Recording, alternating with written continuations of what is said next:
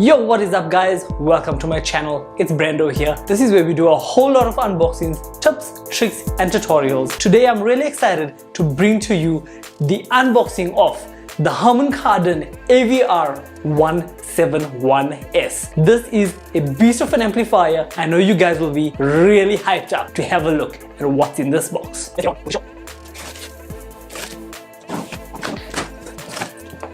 This is our package. Our Harman Kardon remote control, power cable, tiniest user manual that I've seen in a while, an auto setup, Harman Kardon microphone, AM and FM antennas, a generic set of batteries. This is a novel of a user manual. There's quite a lot of benefits in having a receiver. Firstly, one being the HDMI switching. Secondly, you get good power. I don't think there's a soundbar at the moment that would be able to decode and give you the sound of what a receiver would give you. And the big reveal.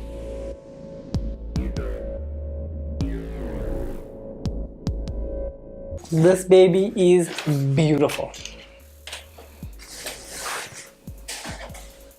Harman always has a distinct look. Good quality, excellent design. Well, they're more for the subtle look. You don't get colorful lighting. There's no big knobs protruding. Weighs around 7.5 kgs if I'm not mistaken. I gotta say, it's pretty well built. We have some Dolby True HD, HML, Spotify, and at the front, it's actually quite well designed. Logo here, AVR171s. One thing that I must admit, there's a lot of companies now that are recessing the volume knob. This is maybe due to a cleaner look. One of the major features here is that it is a 7.2 channel networked AVR. So we're gonna have a look at that in a second.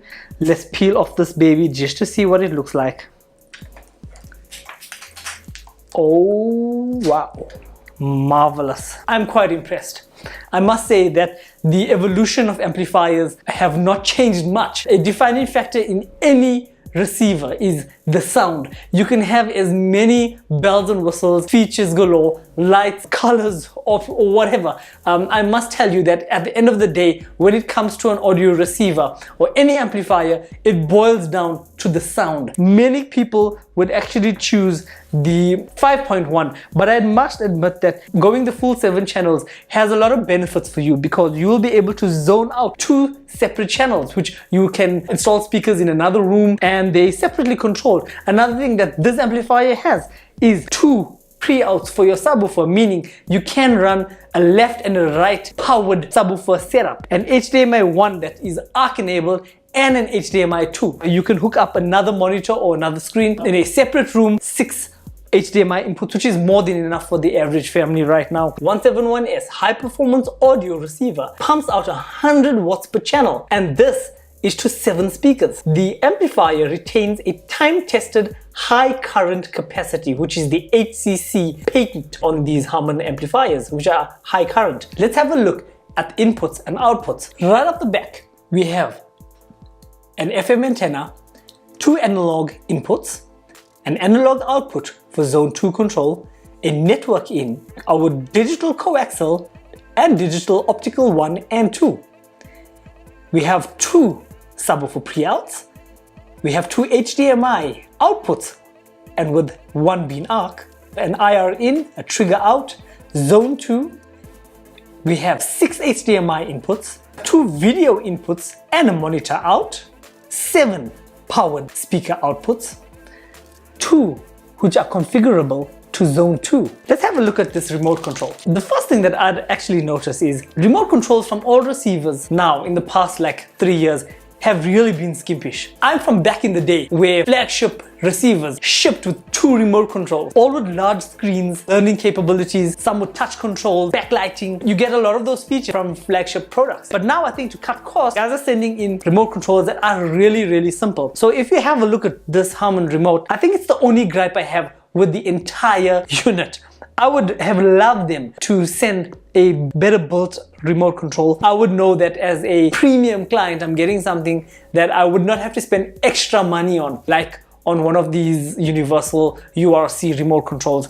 But it has our very basic functions at the top. It's not backlit. I don't like the fact that the volume buttons are the same size with the same feel or texture as the rest of them. I believe volume should be totally different in an amplifier. I just feel they could have done a little more work on this, but I'm not going to discredit this amplifier just by the remote control. I still rate this amplifier a big 4 out of 5 because overall, aesthetically, sound, in-and outputs, features, and all the codings and codecs that's delivered with this. This amp seems to be quite seamless. It has a very subtle display at the front. I don't want anything that's too bright. This volume knob though, it does feel a bit, what is the word can I use? I think it feels just a bit weak. I would have appreciated it if they maybe used a better bearing, but it does not feel bad. I also like the fact that there's a USB and headphone jack right here up at the front. It's pretty simple. It's a good design. I think aesthetically and ergonomically, it's well built. I have worked with these amplifiers before, so I have some knowledge of it, and Harman really doesn't change anything if it doesn't need to. If it ain't broke, why fix it? I think it's up to standard. You can be sure that if you are going to purchase this, you're making a good decision. Thank you guys for joining in. I hope you enjoyed this video. I will be hooking this up to the HTB16 speaker system and giving you guys an exact feel of what the system would sound like. Thank you for joining me again. If you're new here, consider subscribing. Leave a comment down below. Question of the day is, what amplifier do you use at home? You let us know in the comments below. It was a pleasure doing business with you. Ciao.